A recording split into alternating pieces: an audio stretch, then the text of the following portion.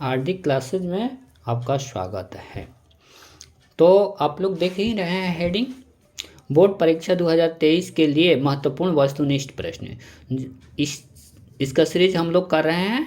आगे देखिए, यहाँ पर हम लोग 30 तक प्रश्न कर चुके थे। उसके आगे इस वीडियो में हम लोग करेंगे। उसके पहले हम कह देना चाह रहे हैं कि हमारा सुझाव यह है कि आप लोग सभी प्रश्न, जितने भी प्रश्न बताया गया है, सभी प्रश्नों का रिवाइज भी कर लें और उसको हल करने का तरीका बार बार सीख लें, कॉपी पर रिवाइज करें, ताकि हॉल में बैठें, परीक्षा हॉल में, तो किसी प्रकार का दिक्कत न हो, प्रश्न हम लोग आसानी पूर्वक कर सकें। तो आइए देर न करते हुए हम सभी प्रश्नों को, आगे प्रश्नों को बता रहे हैं।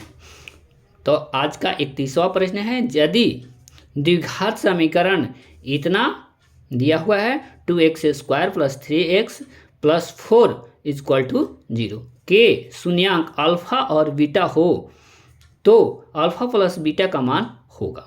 तो इसके लिए हम एक सूत्र लिखे थे, मूलों का योग यानी कि अल्फा + बीटा, ये दो मूल हैं, दोनों मूलों का योग -b/a और मूलों का गुणनफल अल्फा × बीटा = c/a। तो उसी आधार पर हम लोग इसको भी बनाएंगे। किसी भी द्विघात समीकरण में किसी भी समीकरण का दो मूल आता है, अल्फा और बीटा। उसको जोड़ने से, इस प्रश्न में यही कह रहा है कि जोड़ने से क्या आएगा। तो जोड़ने से अल्फा और बीटा यानी कि दो मान हैं, दोनों मान को हम लोग जोड़ देंगे, दोनों मान को जोड़ देंगे, दोनों मान को जोड़ेंगे तो कह रहा है कि मूलों का योग -b/a आता है। तो -b/a देख लेंगे, इसमें b सूत्र लिखेंगे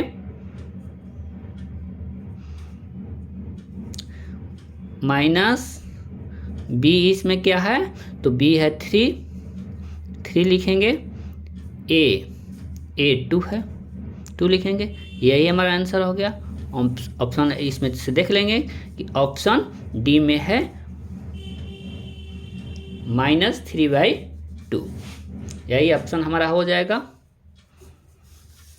अगला देखते हैं क्वेश्चन, कह रहा है कि बहुपद 4x² - 4x + 1 के मूलों का गुणनफल होगा। मूलों का गुणनफल क्या होगा? तो इसमें अभी बताएं कि मूलों का गुणनफल का सूत्र होता है, यदि अल्फा और बीटा दो मूल हैं तो मूलों को गुना करेंगे तो c/a के बराबर आएगा। ये गुना कर दिए, अल्फा × बीटा, अल्फा और बीटा गुना करेंगे तो c/a के बराबर आएगा। तो देख लेंगे इसमें कि c हमारा क्या है, 1 है, a क्या है तो 4 है। यही हमारा आंसर हो जाएगा, जो कि ऑप्शन नंबर सी में है। सी हमारा सही आंसर हो जाएगा। अब डी कह रहा है कि द्विघात समीकरण, डी कह रहा है 33वां क्वेश्चन कह रहा है कि द्विघात समीकरण x² + x - 1 = 0 के मूलों की प्रकृतिक होगी। प्रकृतिक क्या होगी यही बताना है। तो एक सूत्र याद करना है, ये बात पहले समझ लेते हैं कि यदि प्राकृतिक या अस्तित्व, हम लिख देते हैं यहाँ पर, प्राकृतिक पूछे या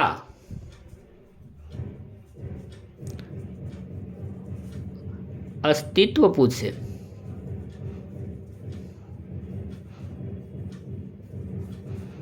अस्तित्व पूछे, बात एक ही है। तो हम लोग क्या करेंगे कि पहले समीकरण से a b चुन लेंगे।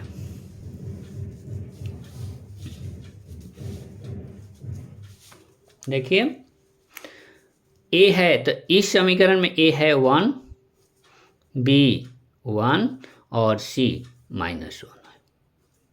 प्रकृतिक बताने के लिए पहले किसी समीकरण का प्रकृतिक बताना है तो पहले हम डी निकालेंगे। डी यानी कि इसको अंग्रेजी में कहते हैं डिस्क्रिमिनेंट और हिंदी में विविक्तकर भी कहते हैं और विवेचक भी कहते हैं। तो विवेचक अभिव्यक्तिकर निकाल लेंगे। तो इसका डी निकालने का सूत्र होता है बी स्क्वायर, यानी कि बी ही 1 है तो 1 का स्क्वायर कर देंगे और माइनस 4ac, 4a है 1 तो 1 लिख देंगे और c हमारा -1 है तो 1 लिख देंगे। 1 का स्क्वायर करेंगे तो 1 ही हो जाएगा और ये 4 है, 4 में 1 से गुना करेंगे तो 4 और 4 में 1 से गुना करेंगे तो 4, माइनस माइनस चूँकि है इसलिए प्लस हो जाएगा। अब इसको जोड़ेंगे तो 5 आ रहा है। तो इस बात को याद रखेंगे कि डी यदि हमारा 0 के बराबर आ जाए तो मूल वास्तविक तथा समान होंगे और डी यदि बड़ा आ जाए 0 से, बड़ा यानी कि प्लस में आ जाए, प्लस में रहेगा तो उसको बड़ा हम लोग कहते हैं। बड़ा आ जाएगा यदि 0 से तो मूल वास्तविक तथा असमान होगा और यदि डी छोटा आ जाएगा, छोटा यानी कि माइनस में हमारा डी आएगा, डी का मान 0 से छोटा आ जाएगा तो मूल काल्पनिक होगा, वास्तविक नहीं होगा। यह भी दे सकता है।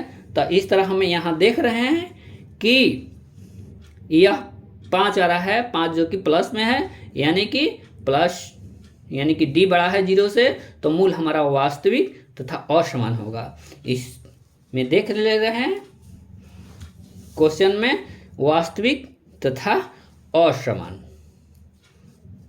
तो मूल वास्तविक तथा असमान यही हमारा आंसर है। तो इसी को यही हमारा आंसर हो जाएगा। तब तक के लिए धन्यवाद। फिर मिलेंगे हम लोग अगले वीडियो में।